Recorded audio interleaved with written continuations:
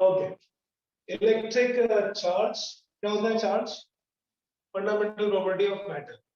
Matter की दो fundamental properties है, मास एंड चार्ज। हमने ऐसे 11 में तो फर्स्ट चैप्टर पढ़ा था फिजिकल वर्ल्ड, मोस्टली लोगों ने पढ़ा था, कुछ लोगों ने छोड़ दिया। फिजिकल वर्ल्ड में क्या पढ़ा था हमने? There are 4 fundamental forces. कौन कौन से होते हैं फंडामेंटल फोर्स? दृष्टि, gravitation, sir magnetic force, magnetic force, okay, weak nuclear force, Strong nuclear force. what is the meaning of fundamental, or why it is called fundamental? Because why it is called fundamental? Sir all other forces इससे drive होते हैं इसलिए ना। हाँ, बाकी सारे forces से drive होते हैं, और उससे भी बड़ा रीजन क्या है कि ये आपस में रिलेटेड नहीं है। These should not be related to each other. Fundamental forces are gravitational force. Handwriting very clearly. Gravitational force का रीजन क्या होता है? The fundamental property of mass. Any matter has mass, right? If it has a property of mass, because of the property of mass, it will attract another mass property, another body having mass. That force is called gravitational force. Mass exists all the time, but the effect of mass may not be visible because the force is very weak force. Gravitational force is the weakest force possible in the interaction in the nature. Second, the electromagnetic. Whether you use only magnetic, but it is electromagnetic as a class. Electromagnetic force. किसी भी दो body के बीच में जो दूसरा force लग सकता है, that is because of another fundamental property, that is charge.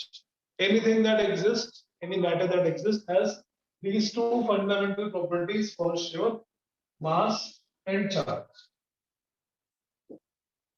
Total charge may be zero because in the neutral state जितने electrons उतने protons, but सारे मिलके zero हो गए, but इसका मतलब ये उसमें charge, right? There is always some charge present. Though the number of positive and number of negative both are exactly equal in the ground state or neutral state, so it becomes zero. When charges are in a state of rest, it has electric effect. Free charges, moving charges has magnetic effect. So most of the forces, most of the daily life forces जो भी हम feel करते हैं, those are because of charge. हम surface पे खड़े हैं because of normal reaction. Normal reaction is because of charge. हम surface पे चल पा रहे हैं because of friction force. Friction force का reason charge, right? Gravitational force जो हम feel करते हैं daily life में, that is weight. Gravity is weight. So इसके अलावा फिर वो सब fundamental domain में weak nuclear और strong nuclear inside the nucleus. Nucleus के अंदर neutrons, protons को जो hold रखता है, that is strong force. It's called strong nuclear. And weak nuclear forces. So strong nuclear और weak nuclear तो हम अपने daily life में observe ही नहीं करते, nucleus के अंदर जाना पड़ेगा. These exist only inside the nucleus. और ये भी पता नहीं है कि नहीं है, मतलब this is proposed only as a theory. We discussed little bit last class also and class 11 also. Science में या physics में बहुत सारे अलग-अलग level की knowledges होते हैं. Theory मतलब something which has not been proven experimentally yet. Those are theory. Dalton's atomic theory, Einstein relativity theory. Similarly, इनको theory में explain किया by Yukawa theory. हम पढ़ेंगे 12th के last में in the second book. How these forces are defined by a particle exchange. Clear? Very nice. So क्या बचे? दो force बचे केवल जो हम feel कर सकते. First is gravitational force. हमें अपना weight feel हो रहा है because Earth is a huge mass. Earth is attracting, so we feel our weight. Similarly, the property of charge, because of the property of charge, there is another kind of force that is repulsive force. So electric charge हम define करेंगे कोई भी ऐसी property जिसकी वजह से एक body दूसरी similarly charged body को repel करे. Attraction is not a guarantee of charge. Attraction mass में भी होता है. Two masses always attract each other. So if two bodies are attracting each other, we cannot guarantee that one is positively charged, another is negatively charged. Right? Okay. अब charge का मतलब क्या होता है? If you talk सर वो about last का line repeat कर दो, क्या बोले? फिर से बोलता हूँ. जब भी दो बॉडीज के बीच में फोर्स लग रहा है, अगर उसमें अट्रैक्शन फोर्स है, two bodies attracting each other, can we guarantee that both of them are charged? No. अगर कोई भी दो बॉडी आपस में अट्रैक्ट करेगी तो उसका रीजन चार्ज जरूरी नहीं है. हम ये नहीं बोल सकते एक में पॉजिटिव है एक में नेगेटिव है, या एक में नेगेटिव बीच में positive. But if two bodies are repelling each other, repulsion is a guarantee of charge, but attraction is not. Attraction दो न्यूट्रल बॉडीज में भी हो सकता है, अट्रैक्शन एक चार्ज और एक न्यूट्रल बॉडी में भी हो सकता है, अट्रैक्शन दो सिमिलरली चार्ज बॉडीज में भी हो सकता है, अट्रैक्शन कहीं भी हो सकता है. सर सिमिलरली चार्ज्ड होगी तो वो तो रिपेल नहीं हो जाएगी? Positive positive repel, negative negative repel. Yes, yes, yes. सही बोल रहे हो, बट अभी आएंगे. We'll come to this point. I'll prove this. It is possible. It is possible that two similar charged bodies may attract. Not always. जो मैं word use कर रहा हूँ, carefully I am using the word two charged bodies. जो आप बोल रहे हो, that is true for 2 point charges. Above, Yes, yes sir. understood the difference between the point charge and body? Yes sir. Yes. So Newton ने जो भी physics बनाई थी, अब न्यूटन के से ऊपर उठ चुके हैं. न्यूटनियन मैकेनिक्स पढ़ी हमने क्लास 11 में. Everything was in the form of point mass. Point mass means mass बहुत ज्यादा है बट वॉल्यूम नहीं, which is practically not possible. किसी भी बॉडी में न्यूटन्स लॉ अप्लाई करने के लिए हम सारा का सारा मास उस एक पॉइंट पे अज्यूम कर लेते थे. That is called centre of mass. Correct? Right. So ऐसे ही जो हम थ्योरी अभी पढ़ रहे हैं इलेक्ट्रिक चार्ज के लिए, जो आपने बोला statement, that is correct. Two similar charges must repel, but that guarantee lies only and only when it is in the form of point charge और in the form of particle. अगर bodies है तो उसमें attraction भी हो सकता है. Under what scenario that we will see. Clear? Okay. So the property by virtue of which तुमने लिखा हुआ है, और जो नहीं लिखा है कोई बात नहीं, ऐसे एक हैंडआउट्स है. मैं आपको, this is the handwritten notes that will be shared for class 12. 11 में आप कैसे भी नोट्स बनाओ कोई फर्क नहीं पड़ता, बट 12 के नोट्स बहुत इंपॉर्टेंट है फॉर द बोर्ड्स मार्क्स. है ना? तो क्या लिखना है, कैसे लिखना है, मैं क्लास में भी लिखाऊंगा. उसके साथ साथ आपको ये भी मिलेगा when the proper lecture will start after finishing a chapter. After finishing a chapter, not with the chapter, क्योंकि पहले आपको क्या पढ़ना है. First resource is NCERT. Second is Accelerator. Third is this book. Those who are for JEE, उनके लिए JEE वाली, और बाकियों को NEET. इतना कर लो फिर आगे देखते हैं. Then we will up the level. Correct? So two bodies having the two bodies having the similar charge will always repel only and only if they are in the form of point charge. ये सारी बातें जो हम कर रहे हैं ना, books में इतनी वेल डिफाइंड नहीं होती. That's why you need a teacher और इंस्ट्रक्टर. बुक में भी ऐसा कुछ नहीं, थोड़ा सा लिख के स्पेशली एनसीईआरटी में छोड़ देते हैं. This question what I am discussing is was asked in JEE 1997. Can two similar charge bodies attract? Answer is yes. Can two similar point charge attract? Answer is no, never. It's not possible. Can a charged body attract a neutral body? Mr. Above? What sir? Yes, boss. बताइए. Anybody sir else? Repeat कर सकते हो? एक charge body और एक neutral body, एक में charge एक में चार्ज नहीं है. Can they attract each other? No sir. No, but they attract. So that we will understand during today's class how they attract. ठीक है, थोड़े थोड़े flaws हैं. सर इंडक्शन के प्रोसेस से अट्रैक्ट कर सकते हैं वैसे? Yes, yes, yes. Very good. You got it. Induction. So we'll understand what it is. Charge क्या होता है? चार्ज ऐसी प्रॉपर्टी है जिसकी वजह से कोई बॉडी दूसरे बॉडी को रिपेल करती है, और it may attract, but attraction is not a guarantee of charge. Only repulsion is a true test of electrification. Charging का चार्जिंग का मतलब क्या होता है? किसी भी बॉडी में जो बैलेंस है पॉजिटिव और नेगेटिव चार्ज का, उस बैलेंस को डिस्टर्ब करना बाय प्रोवाइडिंग एनर्जी। हम बाहर से एनर्जी दें, एनर्जी देने के तरीके हीट करके, हैमर करके, फ्रिक्शन से रब करके, बाहर से सनलाइट डाल के, एक्सपोज करके, एक्सरे डाल के, दूसरे किसी इलेक्ट्रॉन से बम्बार्ड करके, कोलिजन करके, any method you provide energy, if that energy is given to a body, it might be sufficient, it will be sufficient to remove the electrons from the body. अगर किसी body से electron निकल जाते हैं तो उसमें positive charge आ जाएगा, किसी बॉडी में इलेक्ट्रॉन आ जाएंगे तो it will become negatively charge. So charging process is nothing but transfer of electron. वो आप कैसे करो, उसके बहुत सारे method. Charging process is only a transfer of electron.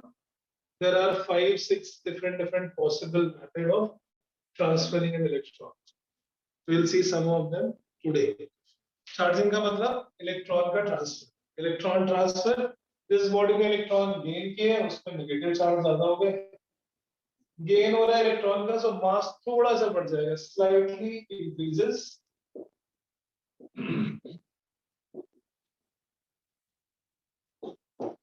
Okay, right. Electric charge जिसमें पॉजिटिव चार्ज है, that is because of loss of electron.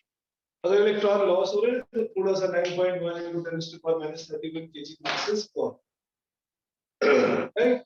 Okay, अब जो एक बेसिक सा डिफरेंस है मास और चार्ज में, मास की property is not constant, though we see in the classical physics में हम सारा मास कांस्टेंट एज्यूम कर लेते हैं, बट जो हम फिजिक्स आजकल पढ़ते हैं quantum physics, in quantum physics mass is not constant और not conserve, right? Conservation of mass जैसा कोई प्रिंसिपल एग्जिस्ट नहीं करता in the quantum level in the modern physics. अभी जो हम फिजिक्स पढ़ रहे हैं तो अलग ही लेवल पे पहुंच चुकी है, मतलब इन दी रिसर्च वाइज। क्या पढ़ रहे हैं आजकल? कोई theories, theory of everything, Higgs boson, God particle, dark matter, absolutely. Theory of everything, string theory, मतलब कुछ है ही नहीं, ना मास है, ना चार्ज है, ना टाइम, सब कुछ स्ट्रिंग्स के फॉर्म में। मतलब तो किसी ने और बकवास करना शुरू कर दिया, and that's why it is a theory. That is why it is a theory. तो आपको वहां तक नहीं जाना है। We have to understand the fundamental basic. जहाँ समझ में ना 10 बार पूछना मुझसे, because physics की feeling बहुत जरूरी है। फिजिक्स लोगों को मुश्किल तभी लगती है तो फिजिक्स समझ नहीं आता। कोई भी चीज है, मुझे चाइनीज मुश्किल लगती है कि चाइनीज पढ़ी नहीं है। तो सिंपल बेसिक से आपको अंडरस्टैंड करना है, and then obviously we will go to maximum possible level, but gradually. Right. किसी बॉडी में चार्ज का मतलब एनर्जी मिलना, बिना एनर्जी के चार्ज नहीं हो सकता। इसलिए इंग्लिश में वर्ड यूज करते हैं चार्जिंग, मतलब एनर्जेटिक्स। चार्जिंग प्रोसेस, चार्जिंग कैसे करते हैं that we will see. Next is properties of charge. तो मैं शॉर्टकट में पढ़ा रहा हूं क्योंकि हम ये पढ़ चुके हैं। We will again do the class with it.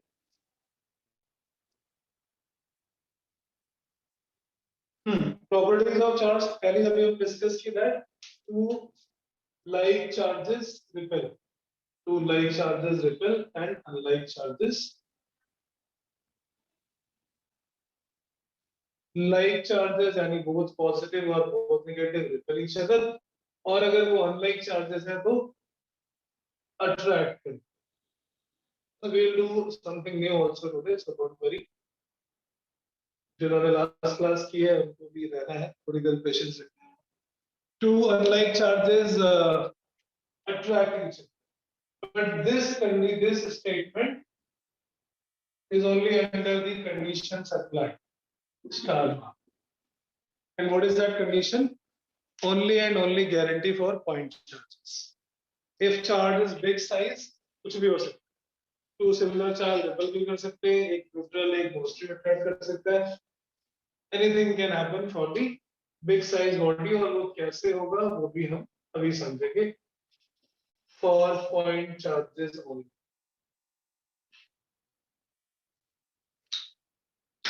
किसी को डाउट इसमें? Simple, two like charge attract, but जब इसको हमें स्पेसिफिकली लिखना होगा तो two like point charges repel each other and two unlike point charges attract each other. Body के केस में या किसी एक बॉडी, एक चार्ज और एक न्यूट्रल बॉडी, इसमें क्या हो सकता है? What is the possibility here? There is no charge, but is a body. Body is collection of particles. Particle का collection है, उसका volume होगा. Volume में there are two surfaces, and because there are two surfaces, so there is a space for charge separation. Point में कोई volume नहीं. ये overall body neutral है. इसमें no charge, जितना positive उतना negative. Since a positive charge is present on one side, it will attract the negative by the principle by that property. And it will repel the positive charge.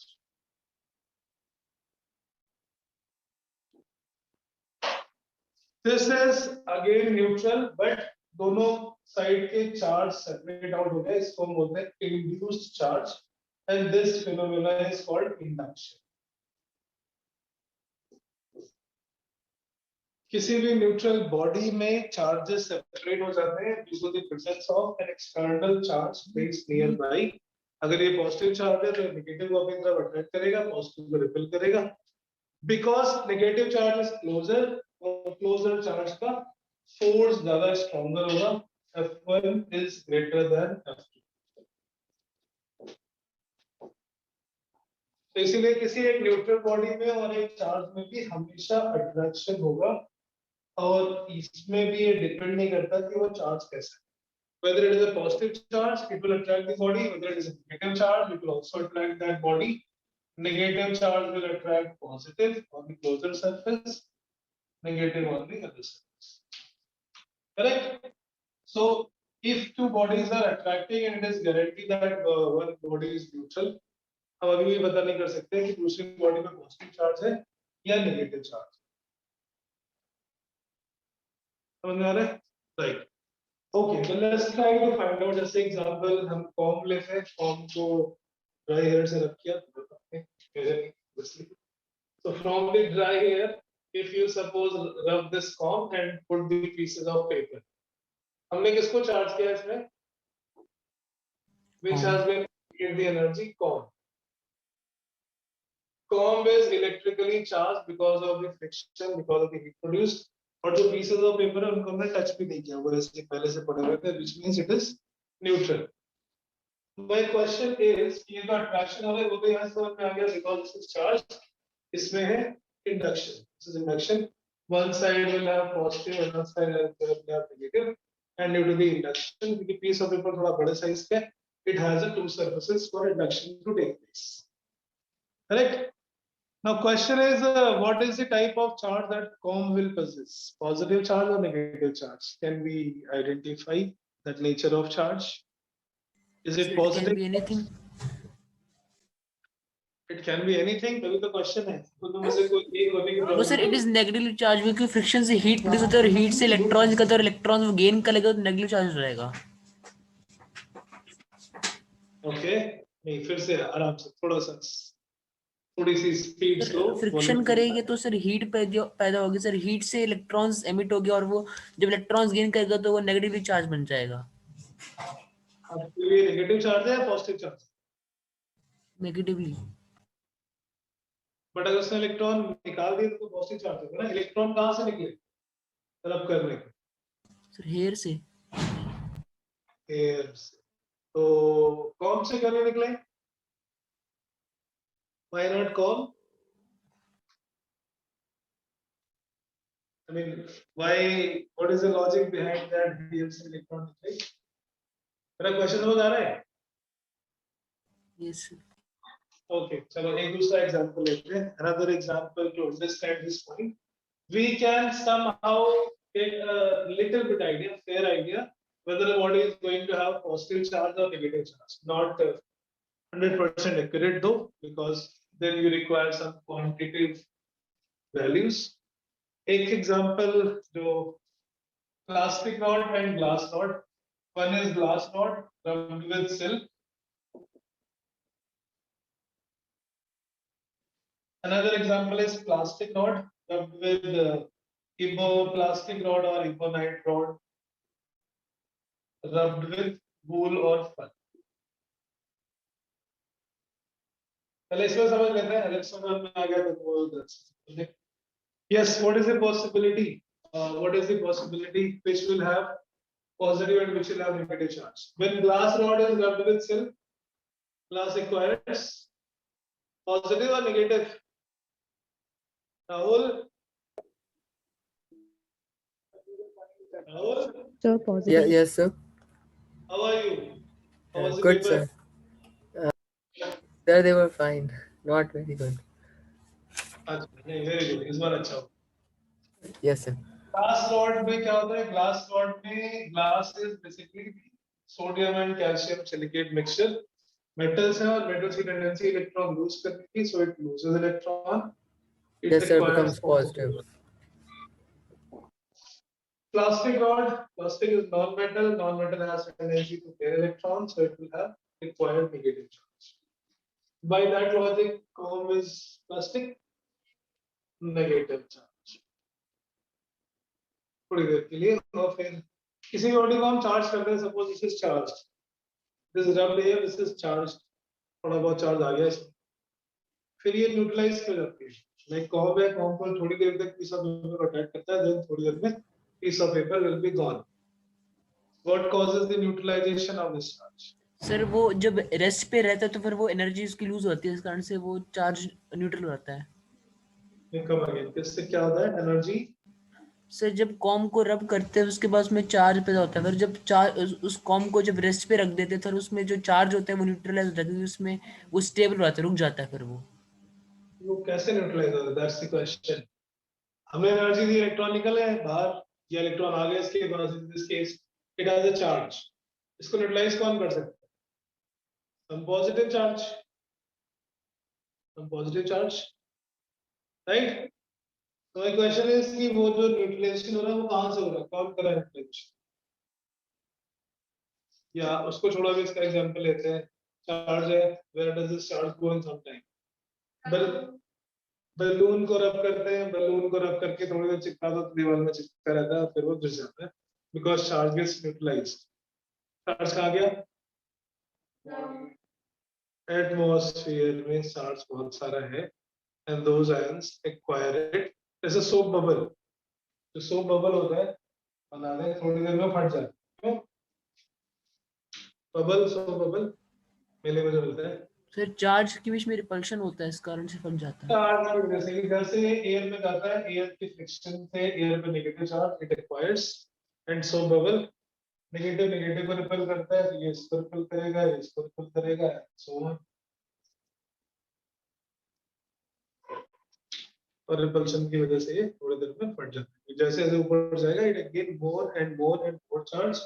Charge ज्यादा होगा तो repulsion ज्यादा होगा. This is soap bubble. इस पे numerical भी होता है, जे में हम करेंगे numerical.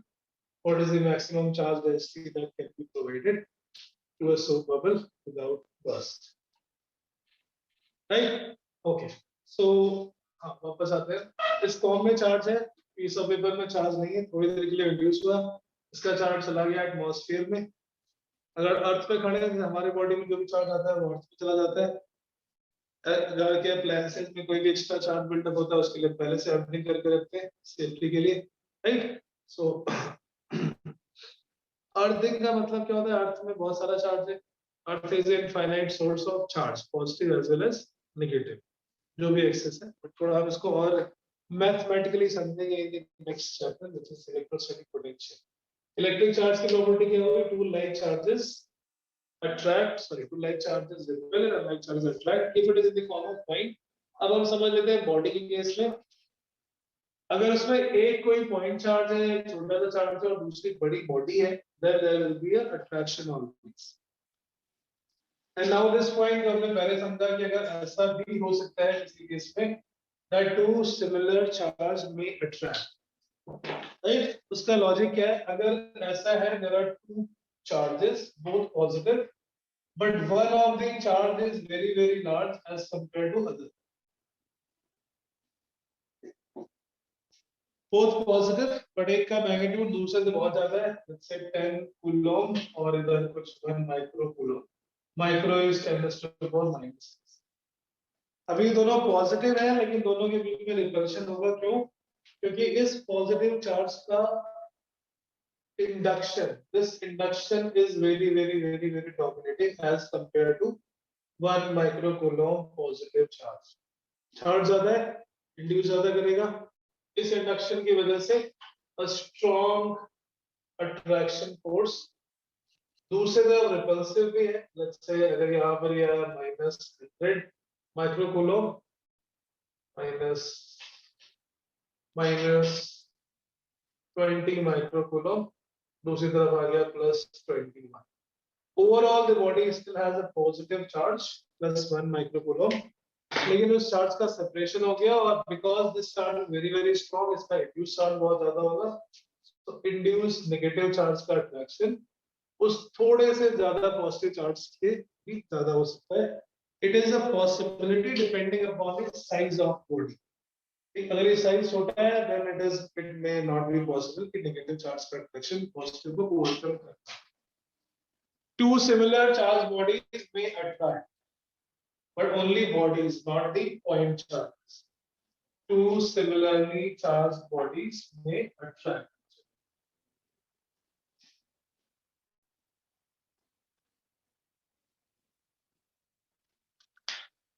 Okay, so that is the first property. Second property है electric charges की. There are two types of charges. One is positive, another is negative. Positive charge आया था इलेक्ट्रॉन को यूज करके, नेगेटिव चार्ज आता है इलेक्ट्रॉन को भेद करके. But positive and negative charges are not like positive and negative number. Positive negative number में क्या होता है? Positive number is greater than negative number on the number line जो हम represent करते हैं. In the case of positive and negative charge, it is different entity altogether. Still हम उनको positive और negative numbers की तरह add कर सकते हैं. That's why it is a property of charge. Additive property का मतलब positive and negative charges can be added like scalar और algebraic number. अगर वो positive charge है तो उसको positive number की तरह treat करेंगे. If it is a negative charge, it will be treated like a negative number, which is not generally true for properties. Properties के लिए हम अच्छी और बुरी आदतों को ऐसे add नहीं कर सकते that they nullify the neutral person. Okay. So total charge in any system is always algebraic sum of positive and negative charge. Though the charges, positive and negative charges are unlike the positive and So ये negative. Scalar है इसलिए. Scalar तो है but scalar में every scalar is not like that. हम इसको add कर रहे हैं, क्यों कर रहे हैं हम इसको ऐड? बिकॉज इनका behaviour is like number, though they are not numbers. +5 coulomb is not greater than -5. This is wrong. +5 coulomb is different from -5. Numbers है बट नंबर्स नहीं है फिर भी नंबर्स की तरह बिहेव. समझ गए? Hello? Yes sir. Yes, very nice. So additive property का मतलब होता है कि हम उनको ऐड कर सकते हैं just like their sign. Third is conservation of charge.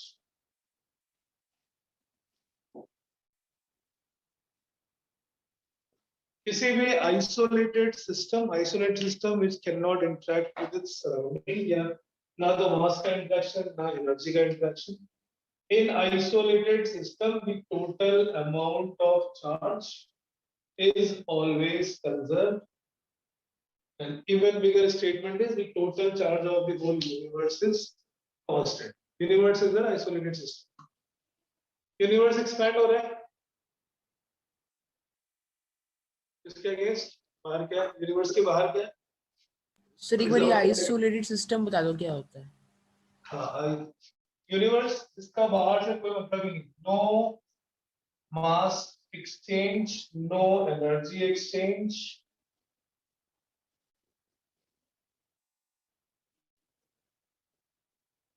मतलब पूरे यूनिवर्स में उसके अलावा कुछ है. There is nothing outside.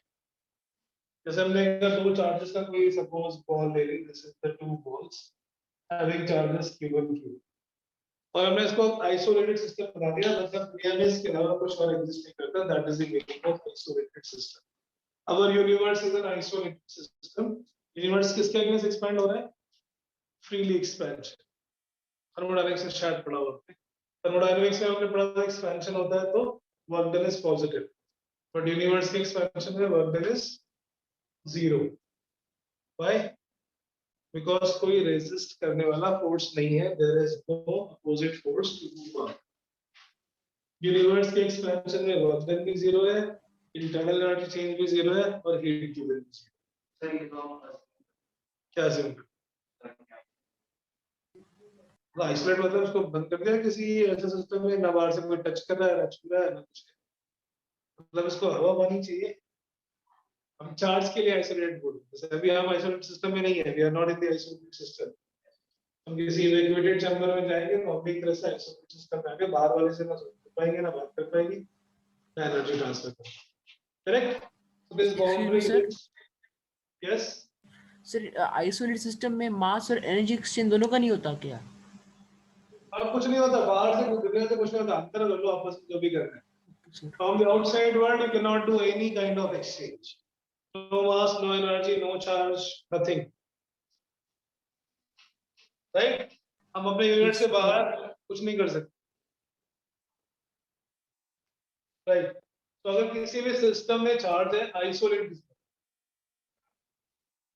and there is some redistribution, reconfiguration of charge. हमने दोनों को आपस में टच किया या दोनों में वायर लगा दिया, कुछ भी any change भी है, but only inside the system. This is the boundary of the system. इसके अंदर हम कुछ भी करें, चार्जेस का थोड़ा बहुत रिडिस्ट्रीब्यूशन होगा, but the total initial and total final charge is always conserved. That is the principle conservation of charge. Conservation of mass is not a valid principle at the quantum physics. Sir ये भी conservation of energy की basis पे conservation charge ना? अब बेटा energy का तो नहीं, एनर्जी तो निकल गई हीट के फॉर्म में. Energy is lost two charges, touch करो, स्पार्क, धुआं, आवाज, sound, light, that is lost. समझ गए? Two wires touch each other, there is a sound also, there is a light also, there is a heat also, all that energy is lost. But जो charge था वो charge कभी खत्म नहीं होगा, charge के लेवल पे lost. Great? Understood? Yes sir. Okay. Conservation of mass थोड़ा गड़बड़ प्रिंसिपल है जो हम पढ़ते हैं अब. That is conservation of mass energy. पूरे यूनिवर्स की mass plus energy, that is conservation. ऐसा हो सकता है कहीं पे मास खत्म हो जाए, मास गायब, and that mass appears in the form of energy equal to mc square. Reverse हो सकता है, एनर्जी गायब हो जाए और मास पार्टिकल बने, जिसमें से एक मेटल डार्क मैटर या एंटी मैटर. राइट? जैसे एनर्जी डार्क मैटर का क्या होता है? अरे छोड़ दे, अभी नहीं, कभी फालतू टाइम में बातें करके. अभी सिर्फ ये समझ लो, एक मैटर होता है, एक एंटी मैटर होता है, दोनों आगे मिल गए, खत्म, वो एनर्जी. इसका रिवर्सल प्रोसेस. चार्ज में हम बात करें ना, positive charge, negative charge, right? Similarly positive mass and negative mass, negative mass is called dark matter. जहां पे जाके आपका मास जो है वो भी खत्म हो जाता है, it converts in the form of energy. मतलब बहुत लेमन लैंग्वेज. समझ गए ना? Yes sir. इलेक्ट्रॉन का एक अपोजिट होता है, क्या होता है वो? इलेक्ट्रॉन का एक एंटी पार्टिकल. सुना किसी ने? What is the anti matter और एंटी पार्टिकल ऑफ इलेक्ट्रॉन?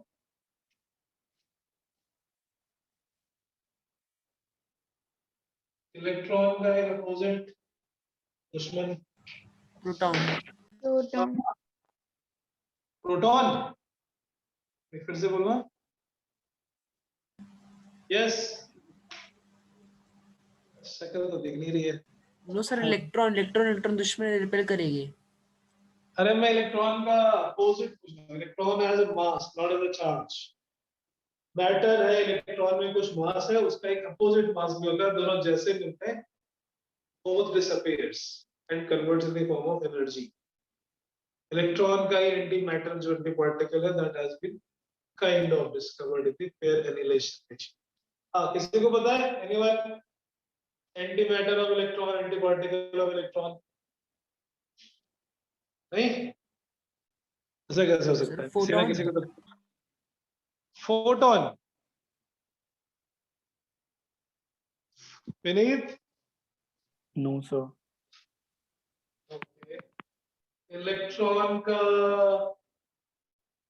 उसमें पॉजिट्रॉन सुना है, पॉजिट्रॉन वर्ड नहीं, यस सर।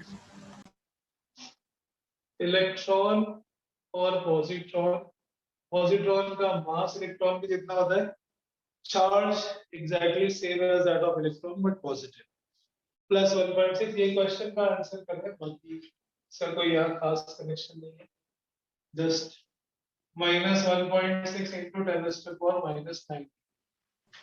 फिर तो पॉजिट्रॉन और तो प्रोटॉन दोनों एक ही चीज नहीं हो गई? अरे कैसे हो गया यार, पॉजिट्रॉन प्रोटॉन का मास कितना होता है?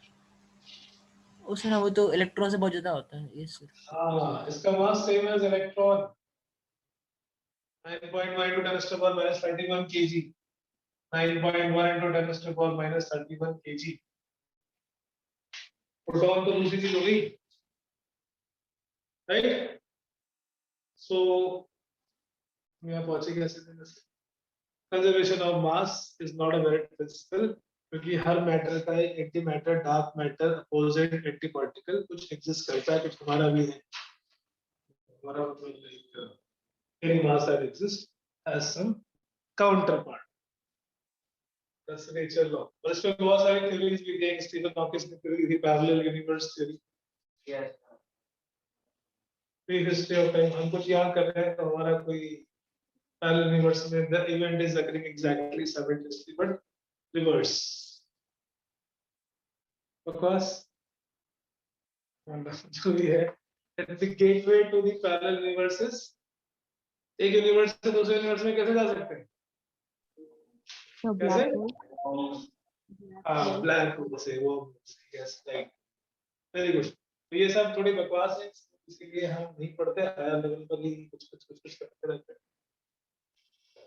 हाँ, so come back, charge always conserve, mass में डिस्ट्रॉय ईच अदर, मास एक दूसरे को ग्रैब कर सकते हैं but charges will never destroy each other. Charge नाम खत्म कर सकते हैं, चार्ज नाम प्रोड्यूस कर सकते हैं, केवल एक बॉडी से दूसरी बॉडी में ट्रांसफर कर सकते हैं। फंडामेंटल प्रॉपर्टी चार्ज की हो गई, like charges repel, unlike charges attract. Second is additive property and third is conservation of charge. Fourth property is quantization of charge.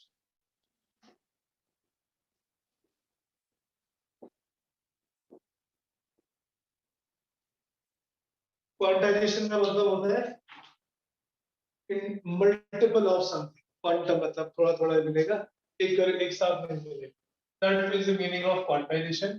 So as per the classical physics, हम किसी भी body को charge करें, उसमें से इलेक्ट्रॉन निकल रहे हैं, इलेक्ट्रॉन निकलेंगे तो एक या दो या तीन या चार, so always charge to any body will always be equal to integral multiple of charge of electron. निकल रहे हैं तो पॉजिटिव, गेन हो रहा है तो negative. Total charge of any body is always integral multiple of charge of an electron and is an integer. E is 1.6 into 10⁻⁻⁹ इसमें capital Q क्या है? चार्ज, कितना चार्ज ने एक्वायर किया, पहले न्यूट्रल था, कुछ एनर्जी दी, एक इलेक्ट्रॉन, दो इलेक्ट्रॉन, तीन इलेक्ट्रॉन, धीरे करके कुछ 10 इलेक्ट्रॉन निकाल दिए।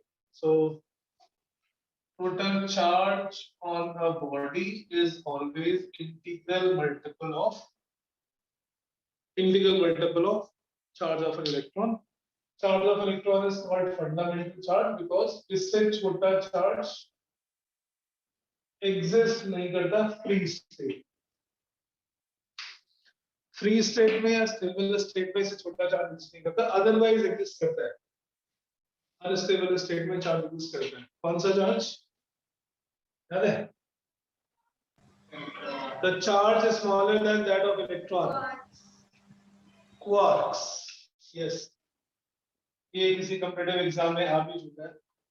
Is the only charge is smaller than that of electron? Answer is yes. No नहीं. Yes. Electron से छोटा charge होता है। इसमें होता है quark. Quark क्या होता है? Quark क्या होता है? न्यूक्लियस के अंदर न्यूट्रॉन्स और प्रोटॉन्स को बनाने वाले particle. Neutron and proton is composed of quarks.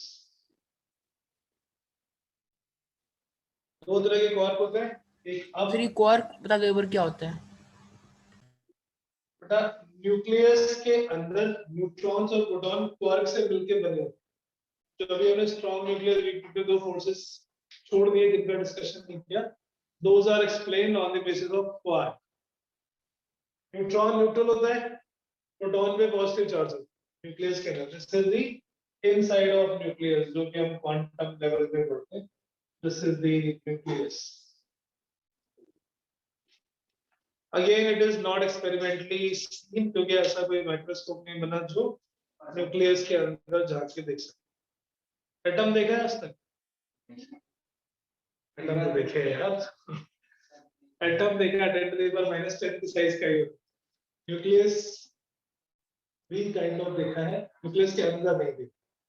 जब न्यूक्लियस देखा तो एटम कैसे देखेंगे? एटम तो बड़ा होता है, एटम का साइज 10⁻10, न्यूक्लियस का 10⁻15। बट इलेक्ट्रॉन नहीं देखा किसी, इलेक्ट्रॉन नहीं देखा। ये 11 की एनसीईआरटी के फर्स्ट चैप्टर में क्वेश्चन भी। Nobody has seen electron, nobody has seen ghost, nobody has seen God. तीनों आज तक किसी ने देखे नहीं है, ना देख सकते हैं। But science believe only in electron, not in God, not in ghost. Explain.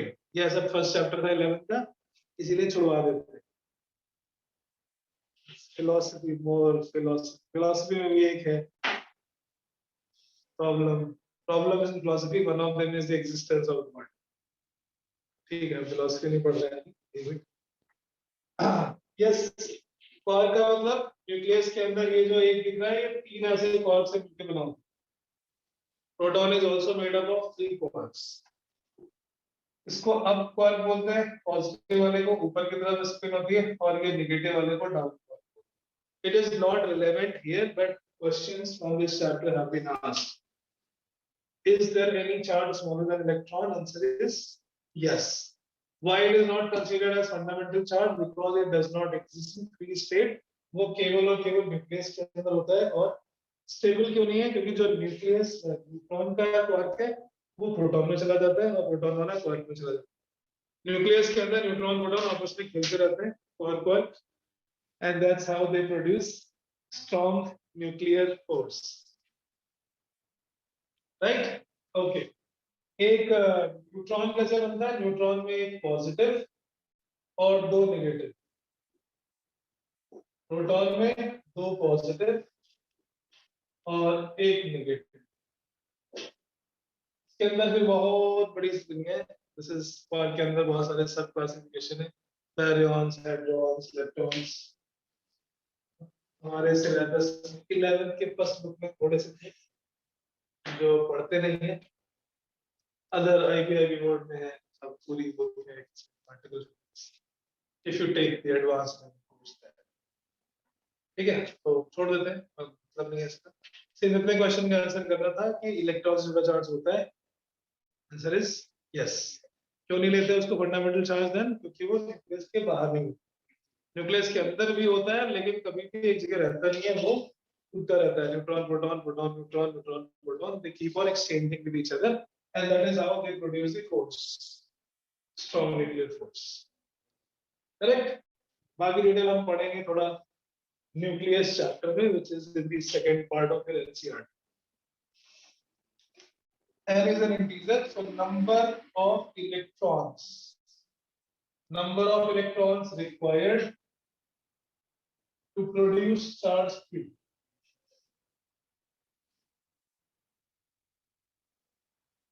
N is equal to Q divided by E. Charge की जो यूनिट है वो बहुत पहले की थी। चार्ज की यूनिट क्या है? चार्ज की unit coulomb. Coulomb. This is the SI unit of charge. 1 ampere current 1 second तक फ्लो करता है, then 1 coulomb charge. Because current के टर्म्स में इसको डिफाइन कर लेते हैं। बट अगर हमें 1 कूलम चार्ज चाहिए और 1 coulomb charge, number of electron 1 divided by 1.6 10 to the power minus 19, 6.25 10 to the power 80. कितने इलेक्ट्रॉन चाहिए हमें एक कूलम चार्ज बनाने के लिए? Practically speaking, 1 coulomb charge is not possible. Why not? वो मेरा क्वेश्चन है, सोचना है काफी ज्यादा, बट इतने इलेक्ट्रॉन तो आराम से होंगे किसी के भी पास. 1 coulomb charge is practically not a possible amount of charge. Why? Explain. अगर हम ये बोलते हैं इतने इलेक्ट्रॉन्स नहीं है, तो एक मोल भी ले लिया कार्बन का, अगर 12 ग्राम भी ले लिया, 1 मोल का मतलब 6.022 10 to the power 23. Even in 12 gram of carbon, there will be many times electron more than this. फिर भी हम ये कार्बन ही मान लो तो भी इसमें 12 ग्राम होगा आराम से. 1 कूलम चार्ज कुछ भी करके नहीं दे सकते. Why not? On any normal day, the total charge on Earth is also just 0.4 to 0.5. पूरे अर्थ साइक्लोन अलग बात. Otherwise, 1 coulomb charge is practically not a possible state amount of charge. Why? Logic है इसमें. That's why I'm asking.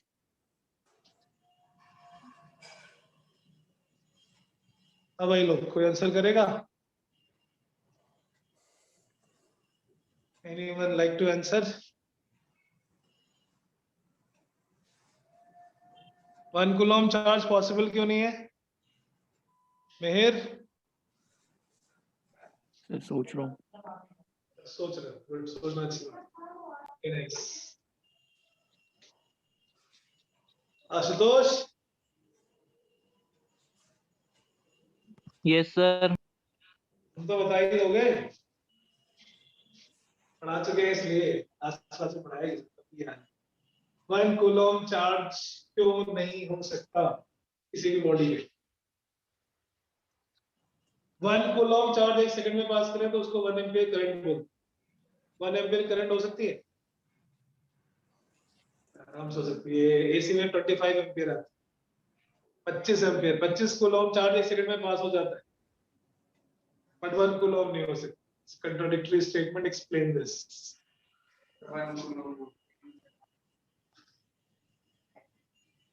1 coulomb charge नहीं होता, लेकिन 15 ampere current इस wire में फ्लो कर रही है. Sir, can you repeat the question?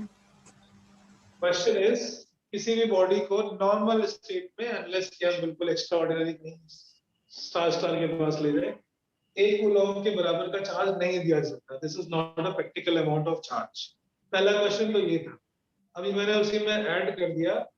अगर हम करंट की डेफिनेशन देखें, करंट की डेफिनेशन में Q by D, अगर 1 एम्पियर चार्ज करंट है, इसका मतलब 1 कूलम चार्ज 1 सेकंड में पास होता है. So even 25 ampere current is very easily possible. घर में ही आती है बाहर से. 25 एम्पियर करंट का मतलब हो गया 25 coulomb charge is passing in 1 second. How is that possible? 1 coulomb charge हो नहीं सकता और 25 कूलम का चार्ज 1 सेकंड में पास हो रहा है किसी वायर. वो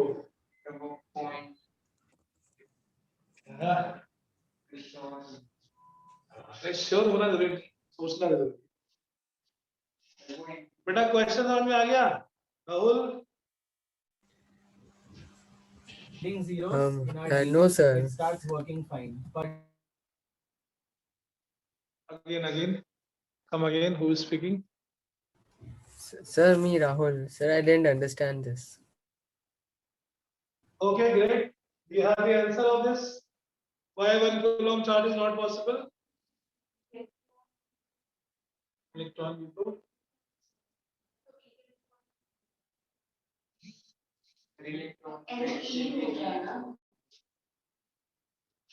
भैया फ्रैक्शन में नहीं है यार. ये दो डेसिमल में देखो, 18 जीरो देखो. हाँ, और ये नंबर है, वैसे भी इंटीजर है. मजाक करते. 1 coulomb charge is not possible because this is not the number of electrons present. This is number of electron required to be removed. उसके पास कितने हैं उससे फर्क नहीं पड़ता, इलेक्ट्रॉन निकालने पड़ेंगे फ्रॉम एनी बॉडी. इतने इलेक्ट्रॉन निकालने की एनर्जी दोगे तो वो खुद गायब हो जाएगी, वेपराइज हो जाएगी. This much amount of energy to remove the electron. जब हम करंट की बात कर रहे थे, करंट में चार्ज उसके अंदर वाले खुद के इलेक्ट्रॉन है वही मूव कर रहे हैं, इसमें कुछ बाहर से नहीं आता. करंट कैरिंग वायर में कोई चार्ज नहीं होता. जो 25 कूलम की बात कर रहे हैं वो धोखा है, वो केवल इलेक्ट्रॉन पे उतना ही पॉजिटिव चार्ज दिया. वायर में करंट है बट वायर में चार्ज नहीं है. हम पढ़ेंगे करंट इलेक्ट्रिसिटी वाली चार्ज ऐसे. बट वहां उसके खुद के वाले अंदर वाले जिसमें ये 10 to the power 23 12 gram right. जब हम चार्ज की बात कर रहे हैं, किसी बॉडी को चार्ज दे रहे हैं तो उसमें से इलेक्ट्रॉन निकालने पड़ेंगे या तो उसके अंदर इलेक्ट्रॉन डालने पड़ेंगे. इतने इलेक्ट्रॉन किसी की बॉडी से निकालना इज प्रैक्टिकली इम्पॉसिबल. समझ गए? उसके अंदर है बट निकाल नहीं सकते. जो अंदर है वो फ्लो करते हैं, then it is electric current. Current तो कितनी भी हो सकती है. फिर से रिपीट करो या समझ गए? और किसी को डाउट तो फिर से बताऊंगा. 1 coulomb charge is not practically possible because इतने इलेक्ट्रॉन्स को हम किसी भी बॉडी से रिमूव नहीं कर सकते. Right, okay. एंड सर फिर वो जो आपने 25 कूलम्स वाला बताया था, वो बाहर से गया है ना, जैसे एल्यूमिनियम है, कॉपर है. कॉपर के अंदर तो खुद के इतने सारे इलेक्ट्रॉन है. बड़ा सा वायर ले लिया, कॉपर 63 ग्राम में भी 10 to the power 23. ये तो यही वाला इलेक्ट्रॉन है जिसके मोल के अंदर है, एटम के अंदर है. नहीं समझे? No sir. ओके, चलो फिर से एक्सप्लेन करते हैं और अच्छे से. वैसे करंट वाला पार्ट करंट चैप्टर में भी करेंगे. किसी भी वायर में अगर 1 एम्पीयर की करंट है, इसका मतलब उसके अंदर 6.25 10 to the power 18 इलेक्ट्रॉन एक सेकंड में पास हो रहे हैं.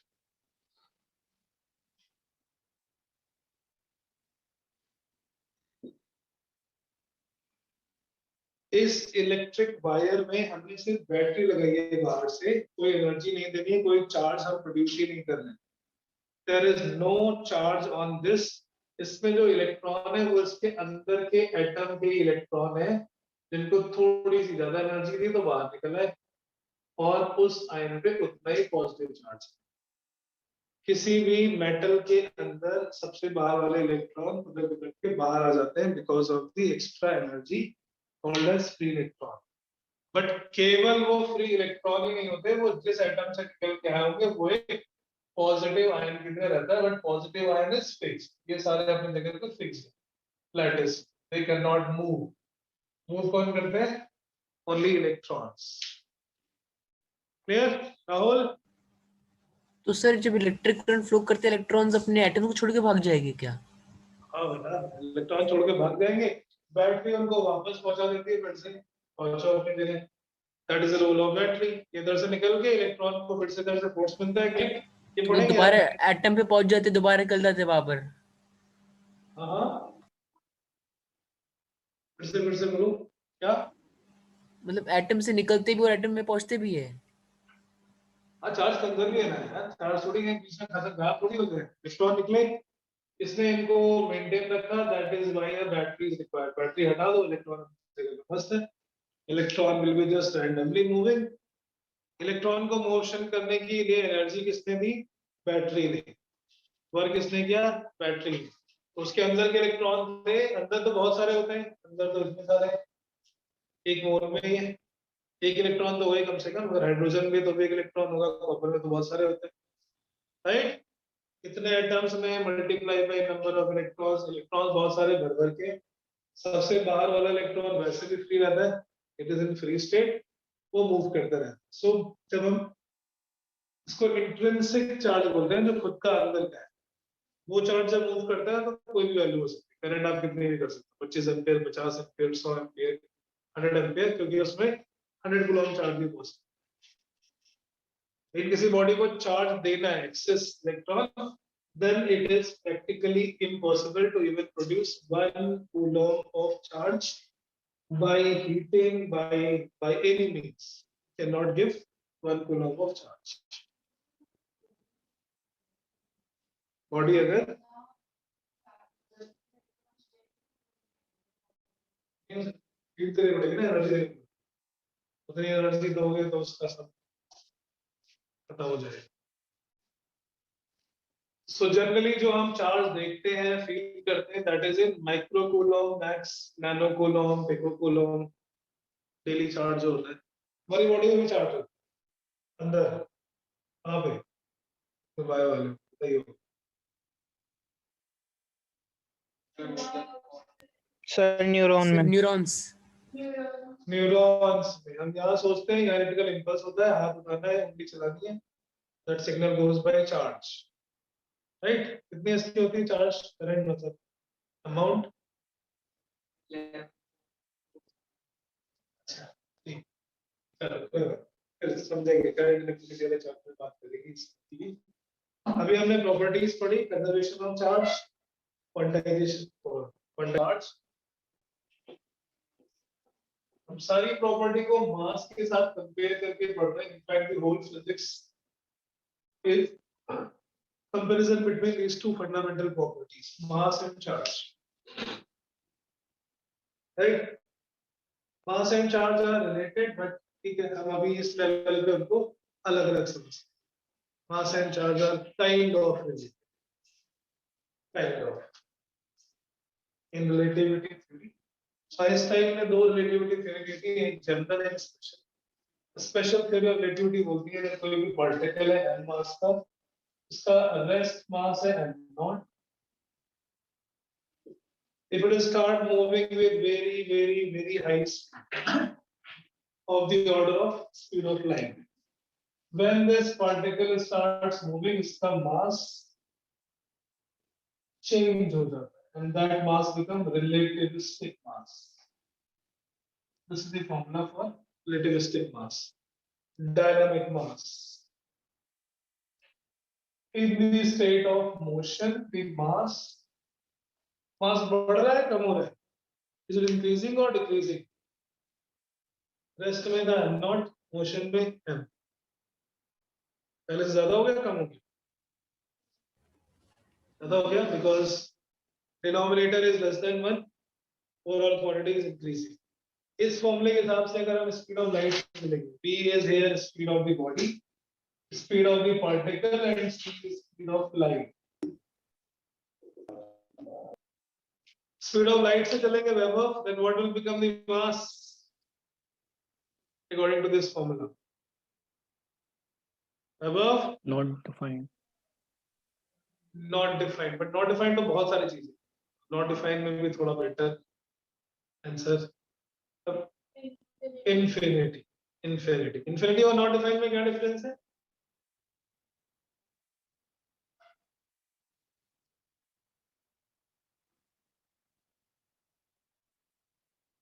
yes,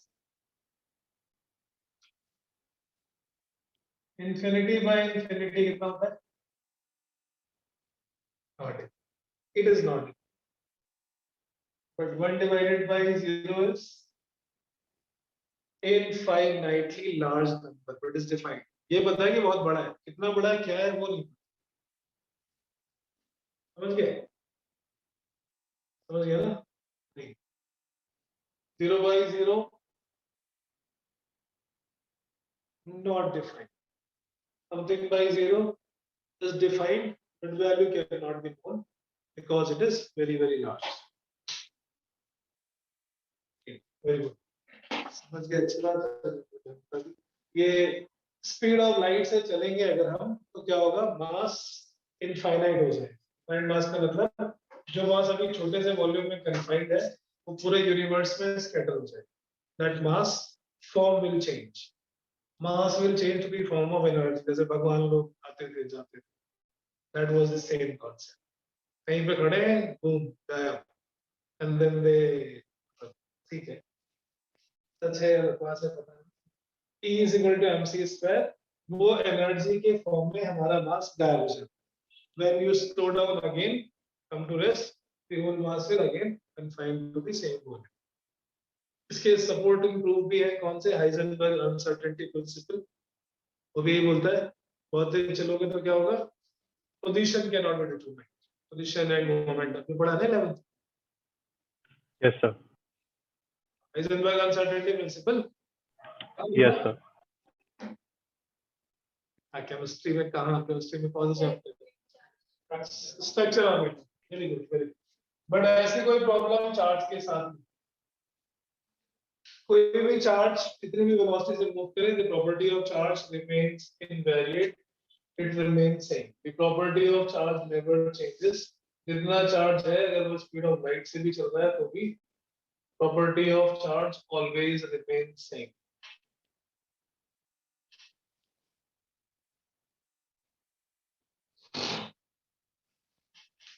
ठीक है, अब इसका हम कंक्लूजन क्या ड्रॉ कर सकते हैं, अगर किसी बॉडी में चार्ज हमेशा सेम रहता है बट मास गायब हो जाता है, मास मतलब गायब मतलब form change, mass is not becoming zero but mass disappeared in the form of energy. जितने भी मास पार्टिकल थे वो सारे गायब, मास गायब तो एटम गायब, एटम गायब तो इलेक्ट्रॉन गायब, इलेक्ट्रॉन गायब तो चार्ज गायब। व्हिच मींस अगर कोई ऐसी बॉडी है जो स्पीड ऑफ लाइट से चल रही है या चल सकती है तो उसमें चार्ज कभी भी नहीं होगा, क्योंकि इन्फिनिटी में नहीं हो सकता। when it is moving with the speed of light it cannot have any charge because इसका लॉजिक है charge cannot exist without mass। Electron की वजह से ही चार्ज है, या तो इलेक्ट्रॉन कम हो जाता हूं, cannot exist without mass but mass can exist।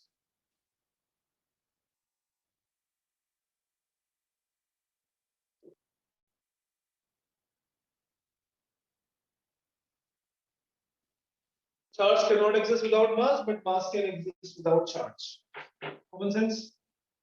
Charge मतलब वो टोटल वाला चार्ज, इलेक्ट्रॉन भी है, प्रोटॉन भी है, सारे मिलकर न्यूट्रल हो गए। मास है लेकिन चार्ज नहीं है, ऐसा हो सकता है, बट चार्ज है और मास ना हो, दैट इज नॉट। अगर कोई भी बॉडी स्पीड ऑफ लाइट से चल रही है तो मास गायब हो जाता है, चार्ज भी गायब हो जाएगा, तो चार्ज पहले भी गायब रहना चाहिए। एनी पार्टिकल फंडामेंटल सब एटॉमिक कोई भी पार्टिकल स्पीड ऑफ लाइट से चल रहा है तो उसमें चार्ज नहीं हो सकता। Any particle moving with the speed of light cannot have the charge। कौन मूव करता है स्पीड ऑफ लाइट से? Which particle? Photon, लाइट का ही पार्टिकल। So photon, फोटोन में मास भी नहीं होता है, चार्ज भी नहीं होता है, क्योंकि स्पीड ऑफ लाइट से चल रहा है तो obviously photon does not have mass and charge. तो होता क्या? Energy, it's a pure form of energy. Energy है तो मोमेंटम भी है, मोमेंटम बिना मास, मोमेंटम हो सकता है बिना मास। यही सब हमें 12th की फिजिक्स में पढ़ना है, हम पढ़ेंगे डुअल नेचर के यही सब पढ़ना है। बॉडी में मास नहीं है, चार्ज नहीं है, फिर भी उसके पास मोमेंटम है, फिर भी उसके पास एनर्जी है। Example laser, laser light cut कर सकते हैं उससे, लेजर लाइट में कोई मास नहीं, कोई चार्ज नहीं, प्योर फोटोन, बट उससे इतना मोमेंटम लगा सकते हैं कि वो डायमंड को भी कट कर दे, राइट?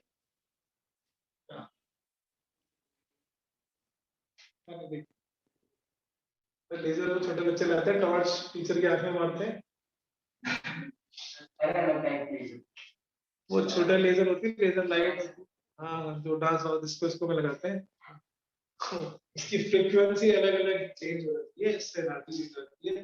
ज्यादा लेजर लाइट अगर आंख में होगी तो आंख गई, here eye is delicate because of its very high energy frequency.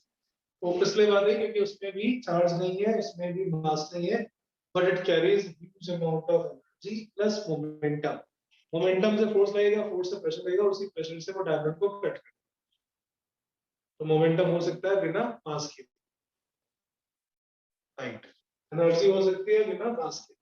These are the 5 fundamental properties of the charge। अब हम बात कर लेते हैं एक छोटा सा पैराडॉक्स जो इसमें है। पैराडॉक्स किसमें है वो समझते हैं। Let's try to understand। There's a small paradox। Charge की प्रॉपर्टी में थोड़ा सा लोचा है, something is not well defined here. Okay, this is one sphere, suppose having a charge q, exactly same size but another neutral sphere. Both are identical in size, same material, एक charge है और दूसरा uncharged, right? दोनों में same charge, हाँ दोनों में मतलब सेम साइज। अगर हम दोनों को टच कर देते, both are metallic sphere conducting है, सो एक का चार्ज दूसरे में ट्रांसफर होना स्टार्ट हो जाएगा और तब तक होगा जब तक दोनों का चार्ज सेम ना हो। both the body will transfer charge, okay, final charge कितना, q by 2 and q by 2, two bodies share charge equally, half of charge will be divided. अब इसको सेपरेट कर लो, a b, a में charge q by 2, b में charge q by 2, सब सही है? अब friends Yes, sir.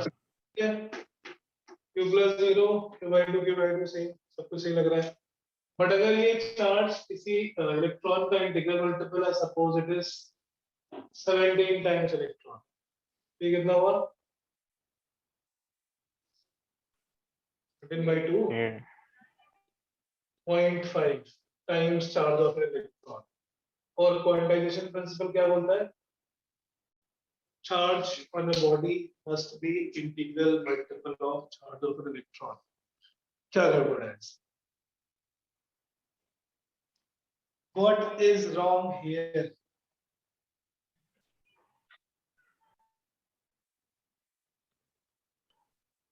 Friends, what is wrong? कुछ गड़बड़ है?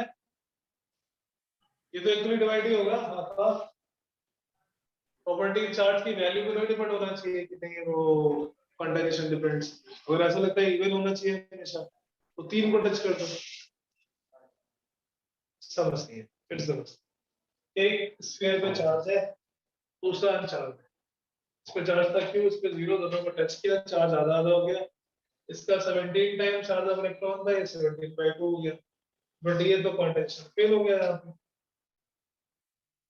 According to the law of quantization of charge, the total charge should be integral multiple of charge of an electron.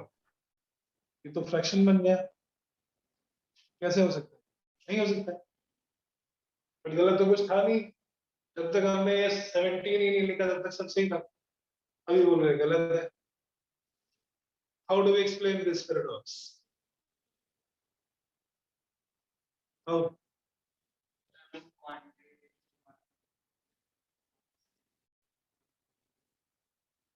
Point body के लिए तो point ही मान लो, point body will be microscopic. Quantization principle is not valid. It's not a valid principle. वो गलत है, वो केवल और केवल होता है true in the microscopic scale. Microscopic मतलब एक एटम ने दूसरे एटम को जब इलेक्ट्रॉन दिया है, सोडियम ने क्लोरीन को दिया, only then it will be a complete transfer of electron.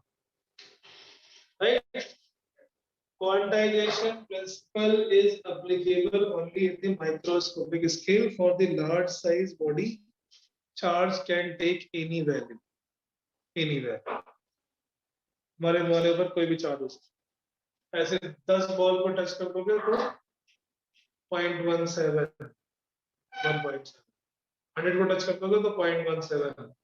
Electron के कितने भी फ्रैक्शन में आप डिवाइड कर सकते हैं इन दी बल्क बॉडी, बल्क मतलब बहुत सारे एटम्स होते हैं। बेटा ये समझ आया क्या? इस example quantization principle is not universally applicable, उसको हम केवल और केवल एटम्स और आयंस में लगाते हैं, not in the big size bodies. Big size मतलब ये भी बिग साइज है, रबर बॉल भी बिग साइज है, भी big size. Only in the ionic compounds, ions, it is possible to have quantization. क्या करते हैं बॉडी को? इसको यहाँ से कर दो, फिर भी आधा हो गया।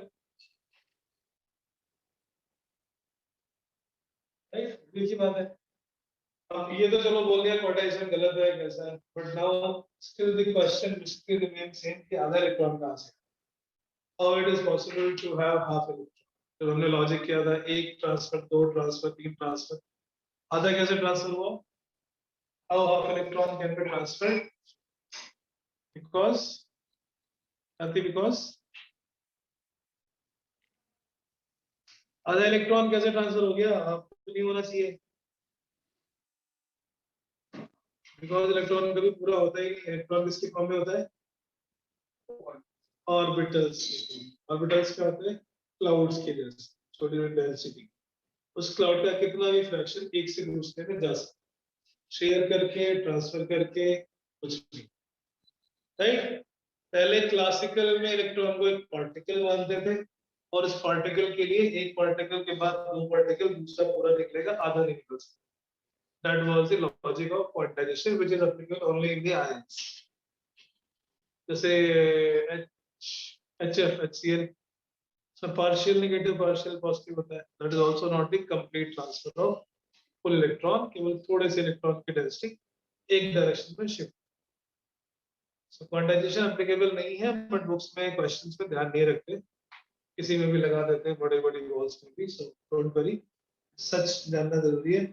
Quantization is only valid at microscopic level. समझ आ गया? Okay. इसका एक दूसरा एक्सप्लेनेशन ये है कि जितनी भी बल्क बॉडीज होती हैं, उनमें ऑलरेडी कुछ ना कुछ चार्ज है। There is already some amount of charge present in all the bulk body, तो exactly neutral होना possible नहीं। क्यों है? Because they are not at 0 Kelvin temperature. क्यों 0 केल्विन को ही हम बोल सकते हैं ग्राउंड स्टेट 0, कोई भी एक्स्ट्रा एनर्जी नहीं है। So all the bulk bodies has already some amount of charge, और उस चार्ज के होने के बाद फिर से अगर हमने एक इलेक्ट्रॉन निकाला, दो इलेक्ट्रॉन निकाले, then it is not quantization। मतलब जैसे कोई बॉल है, रबर बॉल, इसमें कुछ चार्ज है, let's say Q is already 6 microcoulomb। देख लेना, आपको समझ है न्यूट्रल है, उसको न्यूट्रल समझ रहे हैं, बट इसके पास not any guarantee that it is neutral। कुछ ना कुछ चार्ज के पास होगा। Any bulk material, इसमें से इलेक्ट्रॉन निकलेगा, तो चार्ज कितना हुआ, 6 पहले था, 6 into 10⁻⁻6 कूलम। एक इलेक्ट्रॉन निकलने के बाद कितना हो गया, plus 1.6 into 10⁻⁻90, which means 6.1 13 zeros and then 1 6 into 10⁻⁻.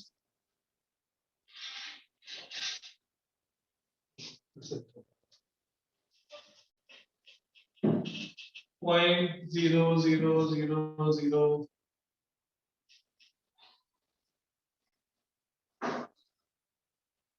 6 लेकर ज्यादा बेटर है, 6.00000019 एक इलेक्ट्रॉन निकलने के बाद। ले लिया, हो नहीं सकता है, जो भी चार्ज है उसमें कुछ चार्ज ऐड हो गया, एक इलेक्ट्रॉन। दूसरा इलेक्ट्रॉन निकलेगा तो कितने ऐड होंगे, 30। क्वांटाइजेशन प्रिंसिपल क्या बोलता है, क्वांटाइजेशन का मतलब क्या होता है, अगर पहली बार वैल्यू 1 हुई है तो अगली बार सीधे 2 होनी चाहिए, जब इट शुड क्वांटम, जब बीच में कोई वैल्यू नहीं, जैसे 1 था, 1 से क्रॉस तो सीधे 2 होना चाहिए, 3 होना चाहिए। If it is initially charge q, तो एक इलेक्ट्रॉन निकलने के बाद q से 2q नहीं बने, 2q से 3q नहीं बने, because it already possesses some amount of charge which is not the multiple of electron। समझ गए? किसी भी बल्क बॉडी में quantization fails because it already has a huge amount of charge present by the removal of 1 or 2 electron। ये एक electron निकालने पे, ये दो इलेक्ट्रॉन निकालने पे, बट ये पहले वाले का मल्टीपल नहीं है। It is just a small change at the last 19th decimal place, which means हम किसी बल्क बॉडी में हम चार्ज निकाल रहे हैं, इलेक्ट्रॉन्स को रिमूव कर रहे हैं, तो हम उसमें ऑलमोस्ट लाइक कॉन्टिन्यूअस 6 के बाद 6.001001932 like this. Charge is not taking quantum jump. Charge is taking a continuous value in any bulk material or bulk body. ठीक है, ये एक्सप्लेनेशन असल में और वो NCERT quantization principle is applicable. एक लाइन लिखिए और पढ़ते नहीं लोग, पढ़ने नहीं होती ना. Quantization is applicable only at microscopic scale. Okay. हमें थोड़ा सा एक्स्ट्रा करना था, but कोई बात नहीं, कहीं भी ऑलमोस्ट हो गया. कोई समस्या अभी तक जो समझ में ना आई, you can ask any part which is not clear.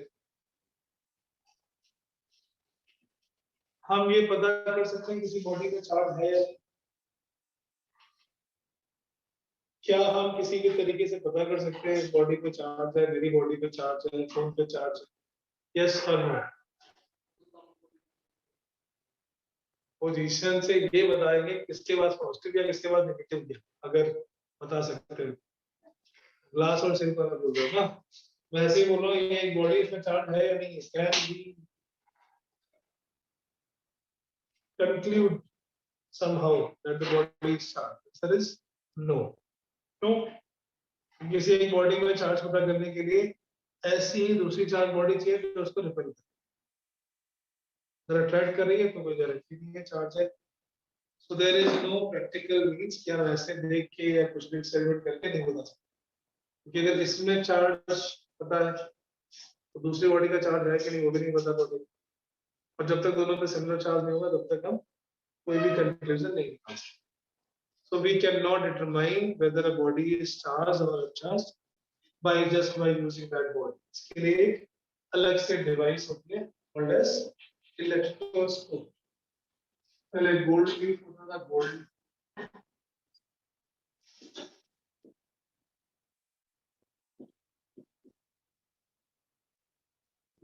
leaf electroscope. It is the apparatus or arrangement to confirm the presence of charge.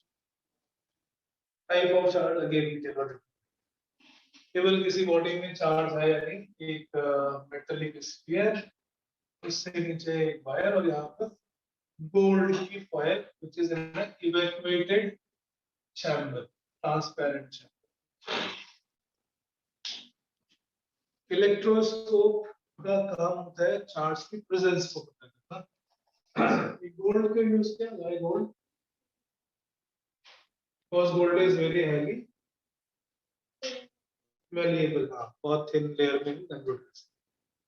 जिस भी बॉडी में चार्ज है या नहीं पता करना, उसको यहाँ पे टच करते हैं.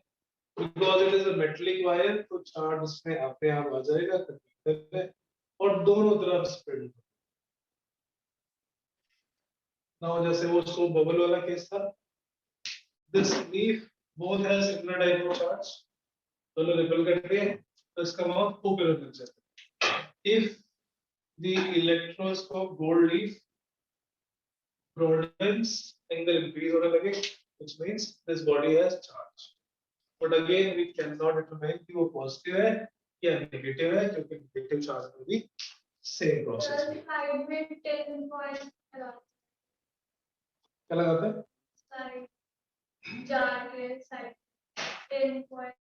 नहीं, इसी को टिक लगाते हैं. पहले गोल्ड महंगा हो गया, पहले सस्ता था इसलिए गोल्ड टिक लिया है, लेकिन पहले यूज करते हैं आजकल. तो अर्थिंग के लिए लगाते हैं, अर्थिंग के लिए कोई चार्ज बाहर प्रेजेंट हो. There should not be any charge